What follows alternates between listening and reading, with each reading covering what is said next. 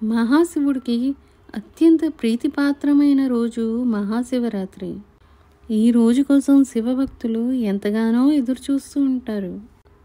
ఈ పర్వదినాన్న ఉపవాసంతో పాటు రాత్రంతా జాగరణ ఉంటారు.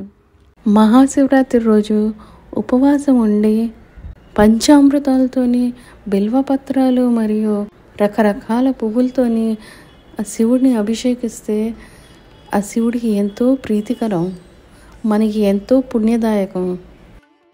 తెలుగు పంచాంగం ప్రకారం మహాశివరాత్రిని మాఘమాసం బహుళ చతుర్దశి రోజున జరుపుకుంటారు.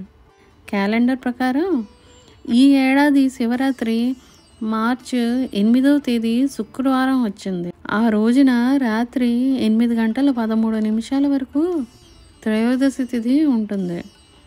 ఆ తర్వాత నుంచి చతుర్దశి ప్రారంభమవుతుంది. చతుర్దశి తిథి మార్చి 9 సాయంత్రం 6 గంటల 17 నిమిషాల వరకు ఉంటుంది.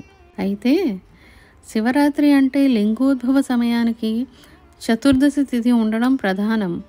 అందుకే మహాశివరాత్రిని మార్చి 8ని జరుపుకోవాలని పండితులు చెప్తున్నారు. మహాశివరాత్రి రోజు ఉపవాసం ఉండి పంచామృతాలతోని, బిల్వపత్రాలు మరియు రకరకాల పువ్వులతోని ఆ శివుడిని అభిషేకిస్తే ఆ శివుడికి ఎంతో ప్రీతికరం, మనకి ఎంతో పుణ్యదాయకం. మరి ఈ సంవత్సరం మహాశివరాత్రి పూజా సమయం ఏంటో తెలుసుకుందామండి.